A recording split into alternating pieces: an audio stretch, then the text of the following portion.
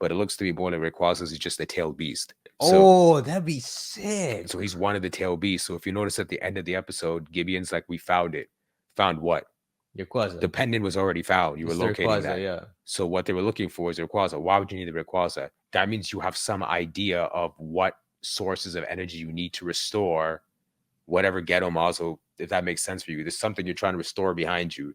And in order to do that, you need great power. But for some reason, you're aware of the pendant, but you're also aware of Rayquaza, which means you're aware of the pendant, you're aware of Rayquaza, which means you probably have some understanding of this thing acting as a key. So when Rayquaza came out, it just suddenly just Draco meteors everything and it just takes off. There's kind of like a three-way deadlock. Roy wants to find it and catch it to try to be like the ancient traveler. Freed and them want to like just tag along, but then Gibeon wants to now go there and like basically they want to capture it. That's the whole point. And if they can capture it, I'm assuming it's just like if you guys watch Naruto, the way they captured Gaara, I think it's just gonna be the same way. They're gonna capture the Rayquaza. They're gonna not do it with normal means. I don't think they're gonna be able to just like Pokeball capture it. I think they're gonna have to, the equivalent of like just like tying it up. Yeah. So they're weakening, they're gonna tie it up and drag it back, and then they're just gonna extract all of the energy.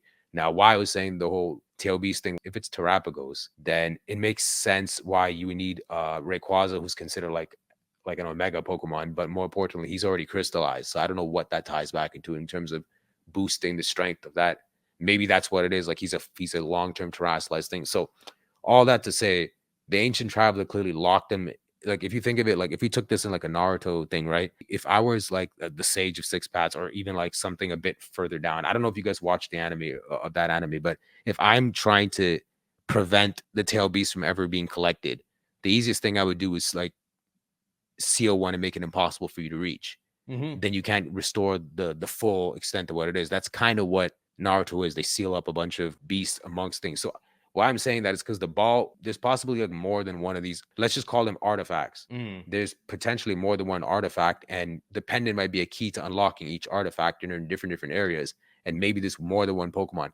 That's a good idea. That's a good idea, because then if all they did was use the trailer to show you Rayquaza, and that's just, let's just say it's one of like 8, 9 beasts that are needed, then that means there's another 8 or 9 that haven't been shown in the anime, and how they go and find them and manage them is like where the whole story takes place, because this is only the first couple episodes. So I'm not about to say like it's a disappointment. Sure, Rayquaza was shown and it's not Krae and Miraidon, which is great. Who knows, maybe they go to attack him, and when they jump him, Gibeon has like some of the most ultimate Pokemon, and then when they attack him, maybe he mega evolves. I don't know. Oh, shoot, with the Rayquaza? Yeah, I'm trying to say like if you were to write down on paper, guys, write down 5 Pokemon you could think of that would be like, other than Arceus, that would be like the top spot. Hunt them down. That's like the most energy I can extract. Like what to you is the 7, 8 Pokemon that would be like the tail beasts? Rayquaza would be one of them. That'd be like the easiest one to go after and say that's who I want to hunt. Who I wouldn't be surprised. Like, see, let me see if I can like. So let's say there's a Rayquaza, and then they're like, that saga's over. How far fetched do you think it is if they're like, okay, in the seas there's a Lugia, and I capture that?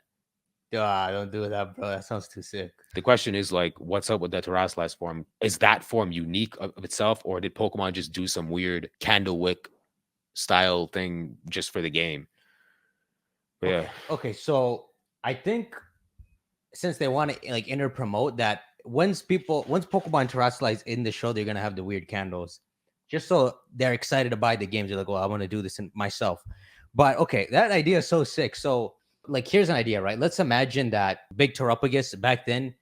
I don't know what would lead to Pokemon getting terraforms in the game, but let's say when he imbued his power in certain Pokemon, and let's say one of them is Rayquaza, and right now Gibeon and his group of his 5 admins are looking for those specific Pokemon that were granted Terrapagus's power and they have terraforms, so they could take the energy back and resurrect it, maybe. Yeah, it's something that was something along the lines of what I'm saying, because I can't tell if it's like backwards, like if we need terrestrialized energy to feed to this candle image, or if we're trying to, because in the game everything just gets terrestrialized, but we don't know if the point of terrestrializing them is to harvest the energy off them once they've been terrestrialized. The ancient traveler looked like that thing was an attempt to seal something and prevent it from ever being complete.